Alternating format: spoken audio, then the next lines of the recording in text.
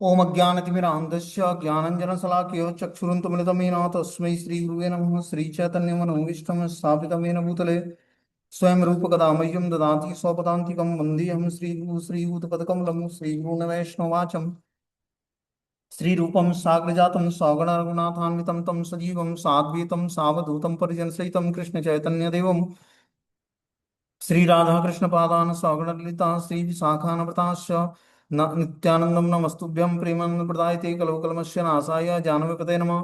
नमो महावदन्याय कृष्ण प्रेम प्रदायते कृष्णाय कृष्ण चैतन्य नामिने गुरुते नमः। हे कृष्ण करुणा सिंधु दीनबंधु जगतपते गोपेश गोपिका कांत राधा कांत नमस्तुते तप्त कांचन गौरांगे श्री राधे वृंदावनेश्वरी वृषभानुसुते देवी प्रणमामि हरिप्रिय वाञ्छाकल्पतरुभ्यश्च कृपासिन्धुभ्यो च पतितानां पावनेभ्यो वैष्णवेभ्यो नमः। जय श्री कृष्ण चैतन्य प्रभु नित्यानंद श्री अद्वैत गदाधर श्रीवासादि श्री गौर भक्तवृंद। हरे कृष्णा कृष्ण कृष्ण हरे हरे, हरे राम राम राम हरे हरे। तो इसमें आज हम लोग श्रीमद् भगवद गीता का अध्याय संख्या 13 प्रकृति पुरुष तथा चेतना, श्लोक संख्या 13 नंबर पढ़ना है। बोलते हैं ज्ञेयं यत् प्रवक्ष्यामि यज् ज्ञात्वा मृतमश्नुते अनादि मत् परम ब्रह्मम न सत्व न सदुच्यते। अब मैं तुम्हें ज्ञेय के विषय में बताऊंगा जिसे जानकर तुम नित्य ब्रह्म का आस्वादन कर सकोगे। यह ब्रह्म या आत्मा जो अनादि है और मेरे अधीन है, इस भौतिक जगत के कार्य कारण से परे स्थिर है। क्या बता रहा है भगवान कि अब मैं तुम्हें ज्ञेय के विषय में बताऊंगा। ये मतलब जानने योग्य क्या है, जिसे जानकर तुम नित्य ब्रह्म का आस्वादन कर पाओगे। जो अब ज्ञान बताएंगे भगवान, उसको जानकर व्यक्ति नित्य ब्रह्म का आस्वादन कर पाएगा। यह ब्रह्म या आत्मा जो अनादि है और मेरे अधीन है, इस भौतिक जगत के कार्य कारण से परे है। जो ब्रह्म है, भगवान का स्वरूप है, वो इस अनादि भौतिक जगत के कार्य कारण से परे स्थिर है। बता रहे भगवान ने क्षेत्र और क्षेत्र की व्याख्या की, उन्होंने क्षेत्र को जानने की विधि की भी व्याख्या की। अब वे ज्ञेय के विषय में बता रहे हैं, पहले आत्मा के विषय में फिर परमात्मा के विषय में। ज्ञाता अर्थात आत्मा तथा परमात्मा दोनों के ज्ञान से मनुष्य जीवन अमृत का आस्वादन कर सकता है। जब वो आत्मा और परमात्मा दोनों का ज्ञान जब प्राप्त करेगा, तब वो मनुष्य जीवन के वास्तविक सार्थकता को प्राप्त करेगा और मनुष्य जीवन में अमृत का आस्वादन कर पाएगा। मनुष्य जीवन में अमृत का आस्वादन करने का मतलब है कि उसकी आवश्यकता है आत्मा और परमात्मा को जानना। तभी वो आध्यात्मिक चीजों को गेन कर पाएगा, आध्यात्मिक चीजों को समझ पाएगा, स्वीकार कर पाएगा। जब तक वो आत्मा की स्थिति को और परमात्मा की स्थिति को नहीं समझेगा और अपनी स्थिति को नहीं समझेगा, तब तक वो भगवान के साथ संबंध जागृत नहीं कर पाएगा। जैसे जीवात्मा क्या होता है, माता पिता के साथ या मित्रों के साथ या भाई बहन के साथ अपने संबंध को जानता है। संबंध को जानकर सेवा और अच्छे तरीके से करता है कि हमारी माता है, हमारे पिता है, हमारे भाई हैं, हमारे दोस्त हैं। तो संबंधों को जानकर उनकी सेवा करता है तो और अच्छे तरीके से उनकी सेवा कर पाता है। उसी तरह बताना कि भगवान जो है ज्ञाता अर्थात आत्मा और परमात्मा दोनों के ज्ञान से मनुष्य जीवन अमृत का आस्वादन कर पाता है। कि जब वो आत्मा और परमात्मा की स्थिति को समझता है, तब और अच्छे तरीके से वो उनकी सेवा कर पाता है। जैसा कि द्वितीय अध्याय में कहा गया कि जीव नित्य हैं, इसकी भी यहाँ पुष्टि हुई है कि जीव के उत्पन्न होने का कोई निश्चित तिथि नहीं है। न ही कोई परमेश्वर से जीवात्मा के प्राकट्य का इतिहास बता सकता है। अतः वह अनादि है। इसकी पुष्टि वैदिक साहित्य से होता है कि न जायते मृते व विपश्चितम। शरीर का ज्ञाता न तो कभी उत्पन्न होता है न मरता है, वह ज्ञान से पूर्ण होता है। तो जो शरीर का ज्ञाता है, ठीक है ना, वो न तो कभी उत्पन्न होता है न मरता है। जो आत्मा है, जो शरीर का ज्ञाता है, शरीर को जानता है, वो पूर्ण ज्ञान में स्थिर होता है। वैदिक साहित्य में भी परमेश्वर को परमात्मा रूप में शरीर का मुख्य ज्ञाता और प्रकृति के गुणों का स्वामी कहा गया है। स्मृति वचन है कि दास भूतो हरेरेव नान्यस्यैव कदाचन। जीवात्मा सदा भगवान की सेवा में लगी रहती है। इसकी पुष्टि भगवान चैतन्य के अपने उपदेशों में भी हुई है। अतः इस श्लोक में ब्रह्म का जो वर्णन है वह आत्मा का है, और जब ब्रह्म शब्द जीवात्मा के लिए व्यवहृत होता है तो यह समझना चाहिए कि वह आनंद ब्रह्म न होकर विज्ञान ब्रह्म है। आनंद ब्रह्म ही परम ब्रह्म भगवान है। तो बता रहे हैं कि इस श्लोक में ब्रह्म का जो वर्णन है वह आत्मा का है, जब ब्रह्म शब्द जीवात्मा के लिए व्यवहृत होता है तो यह समझना चाहिए कि वह आनंद ब्रह्म न होकर विज्ञान ब्रह्म है। तो यहाँ पर जो ब्रह्म की व्याख्या की गई है वो आनंद ब्रह्म की नहीं, विज्ञान ब्रह्म की हुई है। आनंद ब्रह्म ही परम ब्रह्म भगवान का स्वरूप है। तो जब हम परम ब्रह्म भगवान को जान लेते हैं तो हम आनंद ब्रह्म को प्राप्त करते हैं। आनंद मतलब इंटरनल हैप्पीनेस, अंतरंग आनंद। आगे बता रहे हैं कि सर्वतम पाणि पादम तत् सर्वतो अक्षि शिरोमुखम सर्वतम श्रुति लोके सर्वा मावृत्य तिष्ठति। उनके हाथ पांव आंखें सिर तथा मुंह और उनके कान सर्वत्र हैं। इस प्रकार परमात्मा सभी वस्तुओं में व्याप्त होकर अवस्थित है। तो बता रहे हैं भगवान जो है, भगवान के हाथ पांव आंखें सिर तथा मुंह तथा उनके कान सर्वत्र फैले। इस प्रकार परमात्मा सभी वस्तुओं में व्याप्त होकर अवस्थित रहता है। जिस प्रकार सूर्य अपने अनंत राशियों को विकीर्ण करके स्थिर होती है, उसी प्रकार परमात्मा या भगवान भी है।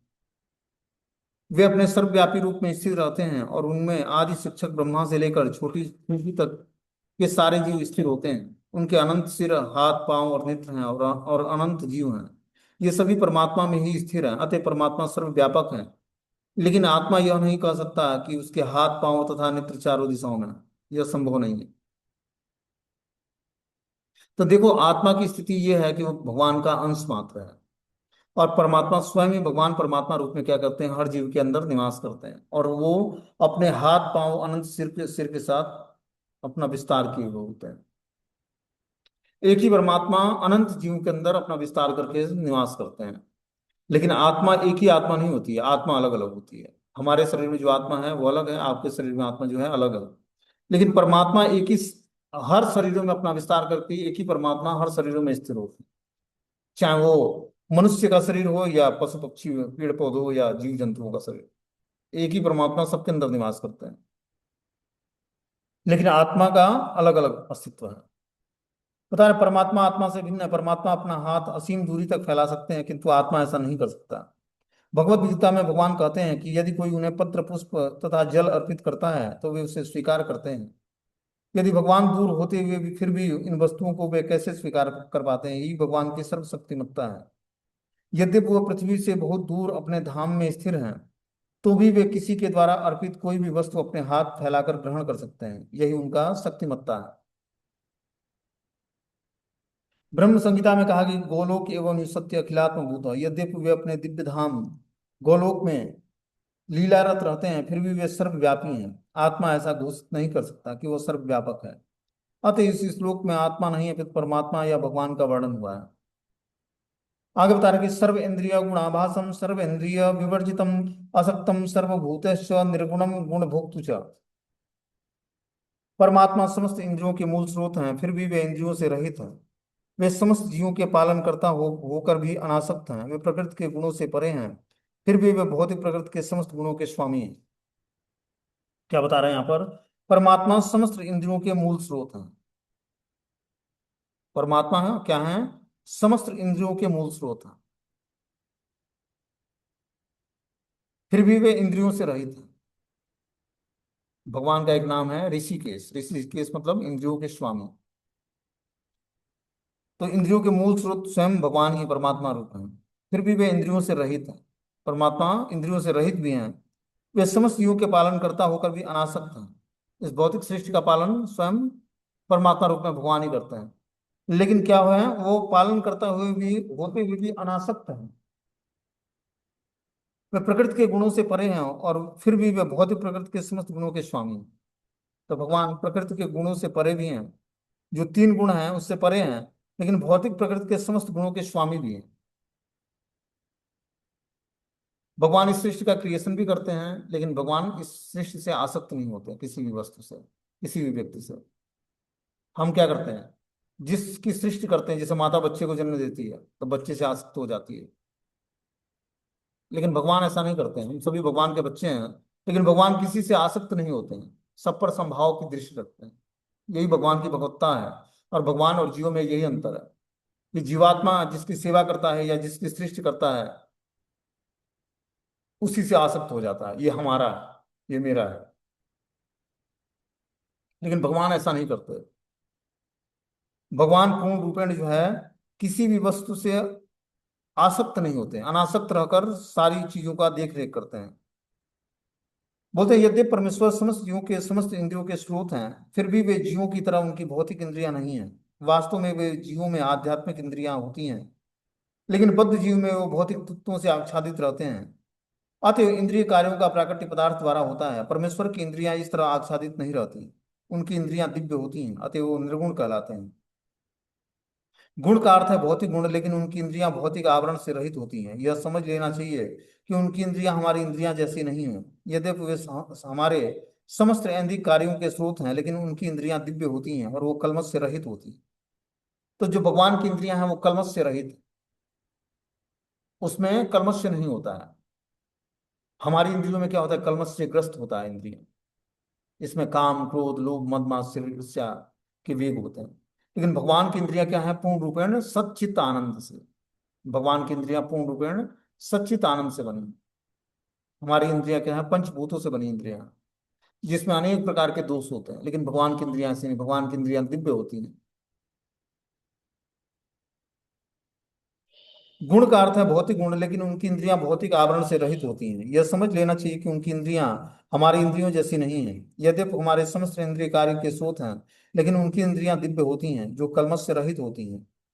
इसकी बड़ी सुंदर व्याख्या श्वेताश्वर उपनिषद में अपाणिपादो जीवतो ग्रहिताम श्लोक में हुआ है। भगवान के हाथ भौतिक कलमशों से ग्रस्त नहीं होते, अतः उन्हें जो कुछ भी अर्पित किया जाता है उसे वे अपने हाथों से ग्रहण करते हैं।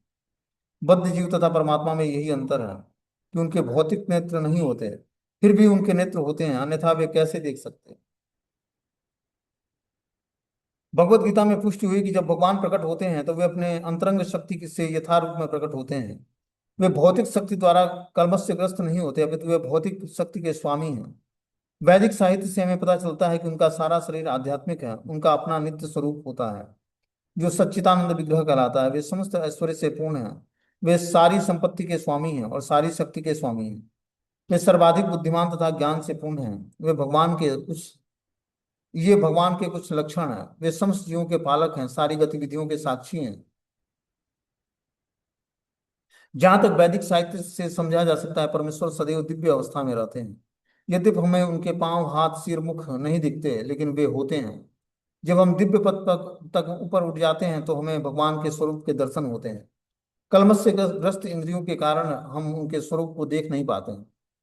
तो जब तक हमारा कलमश से ग्रस्त इंद्रियां रहेंगी, तब तक हम भगवान के स्वरूप का दर्शन नहीं कर पाएंगे। भगवान को देखने के लिए इंद्रियों में दिव्यता चाहिए, और भगवान को देखने के लिए कानों के माध्यम से भगवान का दर्शन होता है। जब हम भगवान के बारे में सुनते हैं, तब हम भगवान के दर्शन के लिए हमारे अंदर तीव्र लालसा जागृत होती है, तीव्र इच्छा जागृत होती है। तो जब तक हम भगवान के बारे में सुनेंगे नहीं, तब तक हमें भगवान का दर्शन नहीं होगा। ठीक है ना, भगवान के स्वरूप का बोध ही नहीं होगा।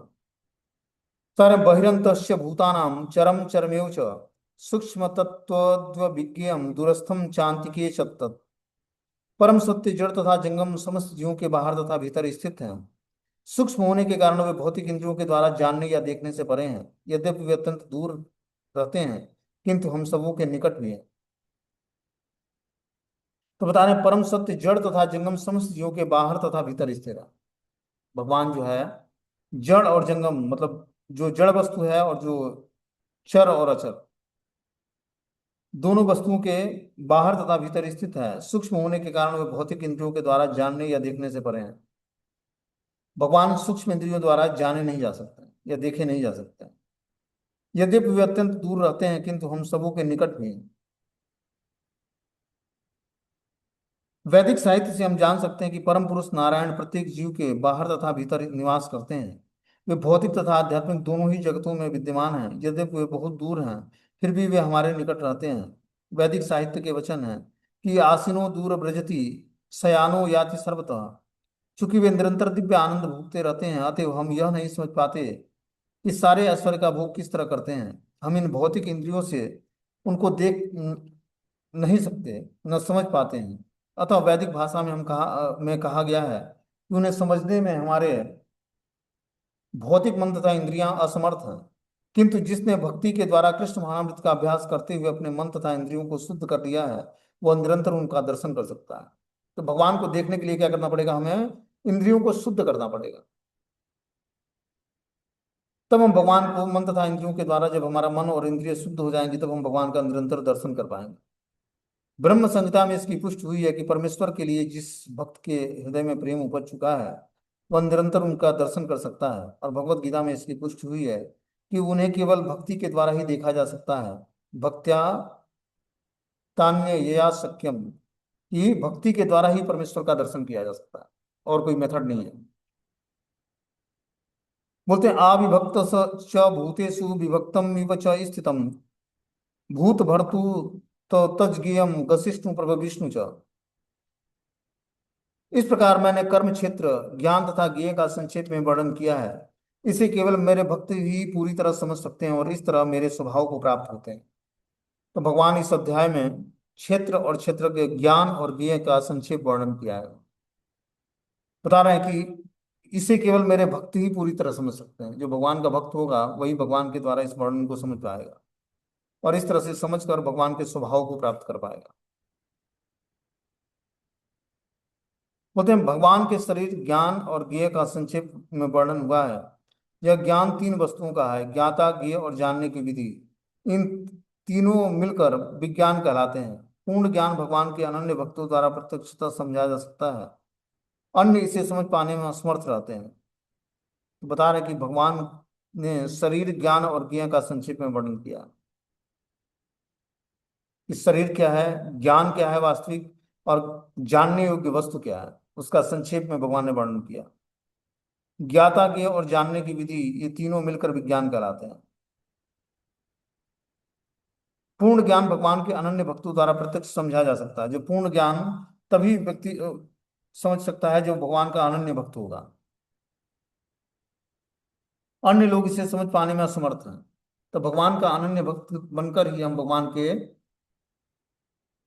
पूर्ण ज्ञान को प्राप्त कर पाएंगे। ज्ञान तथा ज्ञान के विकास का अर्थ है अपने आप को कृष्ण भावनामृत में समझना। इस भौतिक जगत भौतिक चेतना द्वारा संचालित होती है, लेकिन जो ही हम अपनी सारी चेतना कृष्ण के कार्यों में स्थानांतरित कर देते हैं, उसका अनुभव करते हैं, कृष्ण ही सब कुछ है और जो हमारे वास्तविक ज्ञान प्राप्त कर सकते हैं। दूसरे शब्दों में ज्ञान तो भक्ति की पूर्णता समझने के लिए प्रारंभिक अवस्था है। तो ज्ञान की भक्ति की पूर्णता, पूर्ण अवस्था को प्राप्त करने के लिए, समझने के लिए हमें ज्ञान आवश्यक है। कैसा ज्ञान? आध्यात्मिक ज्ञान। आध्यात्मिक ज्ञान होगा तभी हम भक्ति की पूर्णता के बारे में जान पाएंगे। आगे बता रहे हैं, इस प्रकार तीन बातों का वर्णन, कार्य क्षेत्र, शरीर, जानने की विधि तथा आत्मा तथा परमात्मा, यह इसका विशेष उल्लेख है। भगवान के अनन्य भक्त ही इन तीनों बातों को स्पष्ट से समझ सकते हैं। अतएव ऐसे भक्तों के लिए भगवत गीता अत्यंत लाभप्रद है। वे ही परम लक्ष्य अर्थात परमेश्वर कृष्ण के स्वभाव को प्राप्त कर सकते हैं। दूसरे शब्दों में केवल भक्त ही भगवत गीता को समझ सकते हैं और वांछित फल प्राप्त कर सकते हैं। भगवत गीता को समझने के लिए हमें पहले भक्त बनना पड़ेगा, ठीक है ना? और वांछित लक्ष्य तभी प्राप्त होगा जब हम भक्त बनकर भगवत गीता को समझेंगे।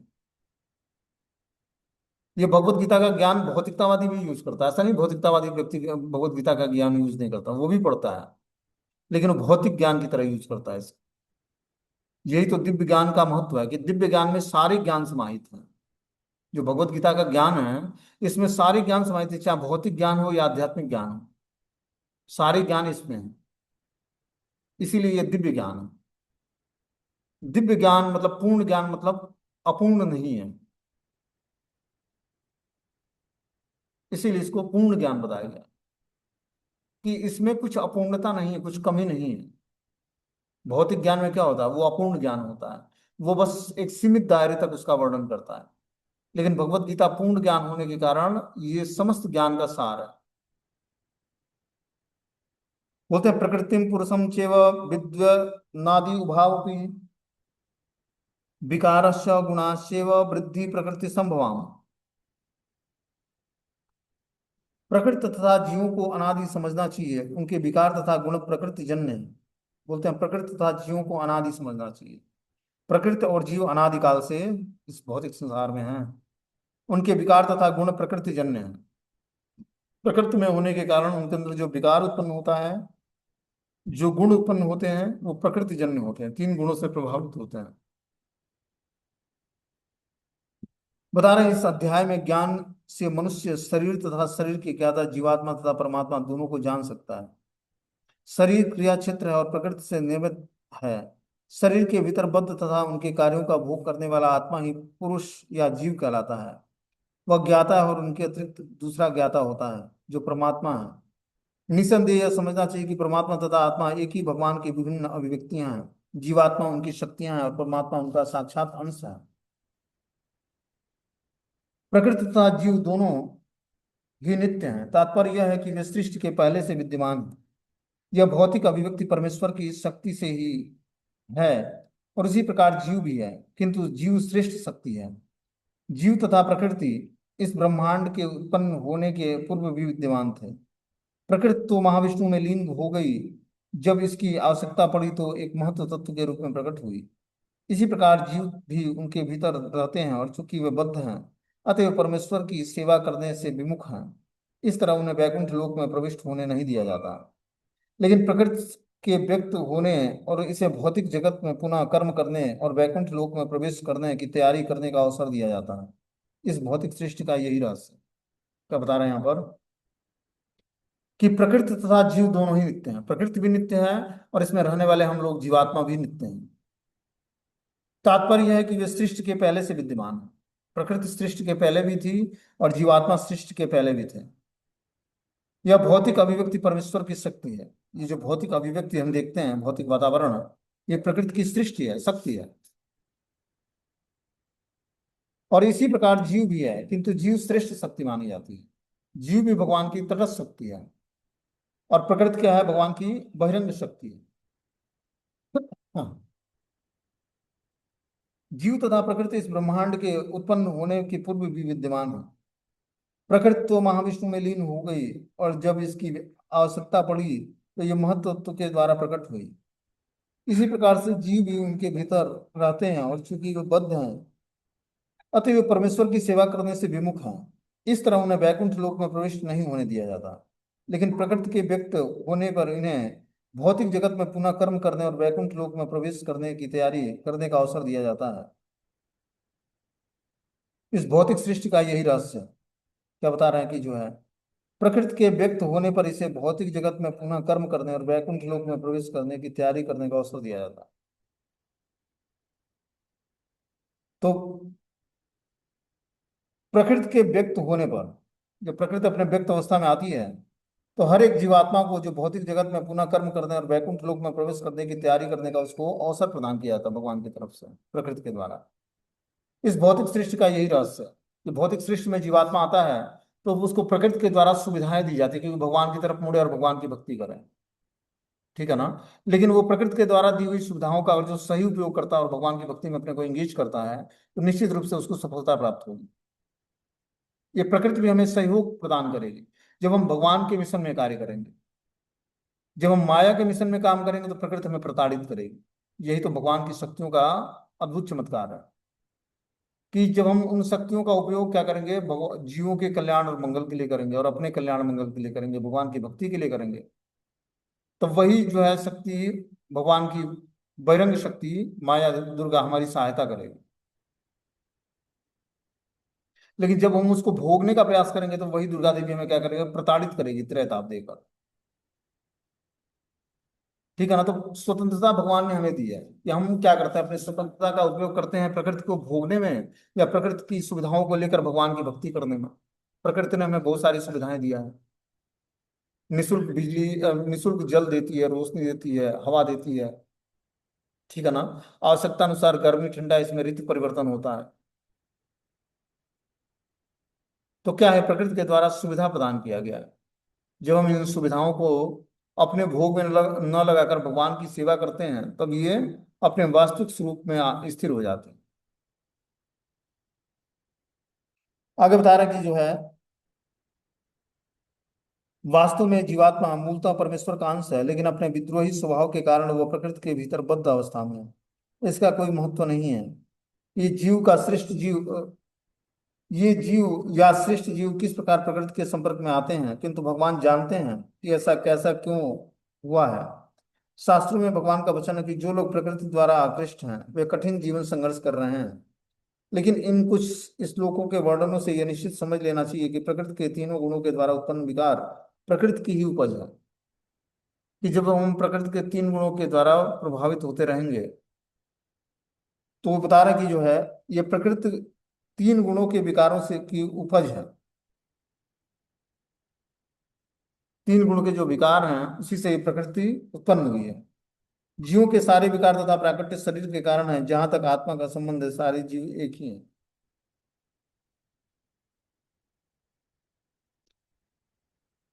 आगे इसमें अगले श्लोक में बता रहे हैं, कार्य कारण कर्तृत्व हेतु प्रकृति उच्यते, पुरुषम सुख दुखानाम भोक्तृत्व हेतु रुच्यते।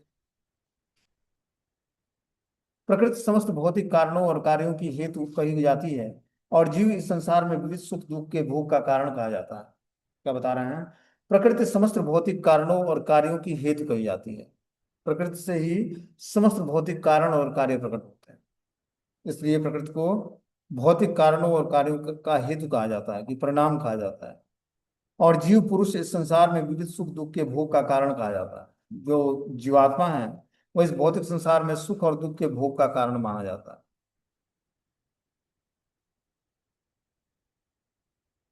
बोलते हैं, जीवों में शरीर तथा इंद्रियों की विभिन्न अभिव्यक्तियां प्रकृति के द्वारा हैं। कुल मिलाकर 84 लाख योनियां, विभिन्न भिन्न भिन्न योनियां हैं, और ये सब प्रकृति जन्य है। जीव के विभिन्न इंद्रिया सुखों से ये योनियां मिलती हैं। जो इस प्रकार इस शरीर या इस शरीर में रहने की इच्छा करता है, जब उसे विविध से शरीर प्राप्त होता है, तो वह विभिन्न प्रकार के सुख और दुख भोगता है। उसके भौतिक सुख और दुख उसके शरीर के कारण होते हैं, स्वयं उसके कारण नहीं। उसकी मूल अवस्था में भोग में कोई संदेह नहीं रहता। अतएव वही उसकी वास्तविक स्थिति है, और प्रकृति पर प्रभुत्व जताने के लिए भौतिक जगत में आता है। और वैकुंठ लोक में ऐसा कोई वस्तु नहीं है।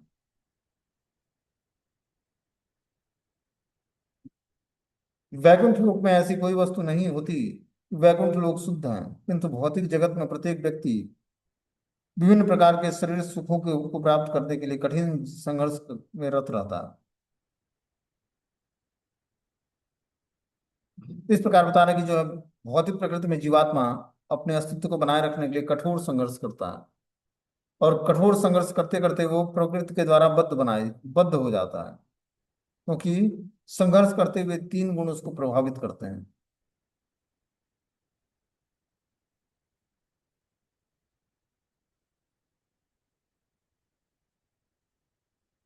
आगे इसमें बता रहे हैं, पुरुषम प्रकृतस्थो ही भुक्ते प्रकृति जान गुणान, कारणम गुण संयोग सत्सद योनि जन्मसु। इस प्रकार जीव प्रकृति के तीन गुणों का भोग करता हुआ प्रकृति में ही जीवन बिताता है। यह उस प्रकृति के साथ उसकी संगति के कारण है। बता रहे हैं, ये इस प्रकार जीव प्रकृति के तीन गुणों का भोग करता हुआ प्रकृति में ही जीवन बिताता है। जब तक हम तीन गुणों का भोग करते रहेंगे, तब तक हम प्रकृति में जुड़े रहेंगे, प्रकृति से जुड़े रहेंगे। प्रकृति मतलब बहिरंगा भगवान। लेकिन जब हम तीन गुणों से ऊपर उठेंगे, तभी हम प्रकृति के बंधनों से छूट पाएंगे। यह उस प्रकृति के साथ उसकी संगति के कारण है। प्रकृति की संगति के कारण ये तीन गुणों का प्रभाव पड़ता है उस पर, और इस प्रकार वो भौतिक संसार में फंसा रहता है। इस तरह उसे उत्तम तथा अधम योनियां मिलती रहती है। इस प्रकार उस जीवात्मा को अधम और उच्च योनि की प्राप्ति होती है, जैसा वो कार्य करता है उसी हिसाब से उसको संगति मिल जाती है।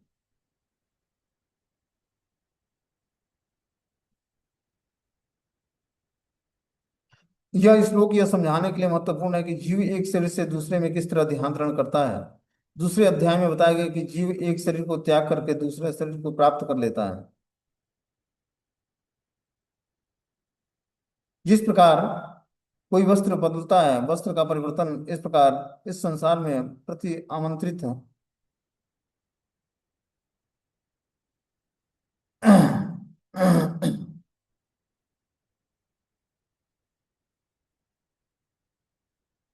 एक मिनट।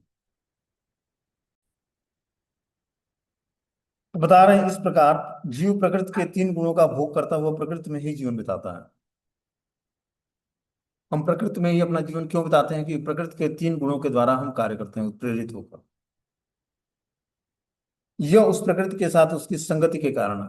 प्रकृति का संग करता है, इस कारण से उसको तीन गुणों के अंतर्गत ही रहना पड़ता है। इस तरह उसे उत्तम तथा अधम योनियां मिलती रहती हैं। इस प्रकार कभी वो उत्तम योनि और कभी अधम योनि में जाता है। देखो, हमारे भी जीवन में बहुत सारे बदलाव आते हैं। किस के कारण आते हैं? गुणों के प्रभाव के कारण आते हैं। इसीलिए सेवाएं हमें हमेशा सात्विक सेवा करनी है। जिस सेवाओं का को करने से हमारे अंदर भगवत स्मरण बढ़ता हो, उस सेवाओं को करना चाहिए। सेवाओं में भी अलग अलग वैरायटी है। कुछ तामसिक सेवाएं हैं, कुछ राजसी हैं, कुछ सात्विक सेवाएं हैं। सात्विक सेवाओं में शास्त्रों को पढ़ना है, ग्लोरीफाई करना है, भगवान के श्री विग्रहों की सेवा है, भगवान के सामने कुछ स्तुति पाठ करनी है। ये सब सात्विक सेवाएं हैं। इसी प्रकार कुछ राजसी और कुछ तामसिक सेवाएं आती हैं। तो इस प्रकार बता रहे कि यह उस प्रकृति के साथ उसकी संगति के कारण होता है। इस तरह उसे उत्तम तथा अधम योनियां मिलती रहती हैं। जैसे हमारी कार्य करने की शैली शैली होगी प्रकृति के गुणों के प्रभाव के कारण, वैसे ही हमें उत्तम और अधम योनियां मिलती रहेंगी। हम इस भौतिक संसार में भी रहते हुए हर समय अलग अलग एक्टिविटी करते हैं प्रकृति के गुणों के प्रभाव के कारण। लेकिन जैसे हम सात्विक गुणों को धारण करेंगे, उसके बाद हमारे अंदर भौतिक भोग की लालसाएं समाप्त होंगी और भगवान की सेवा करने की तीव्र इच्छा जागृत होगी। इसलिए हमें प्रकृति के गुणों का संग नहीं करना है, प्रकृति के गुणों से छूटना है। क्योंकि प्रकृति के गुणों के अंतर्गत ही हम बद्ध अवस्था में हो।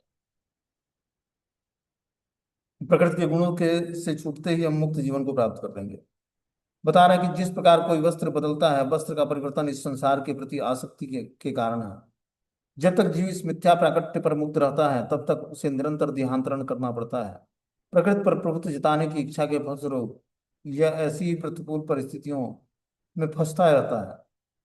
भौतिक इच्छाओं के वशीभूत होकर उसे कभी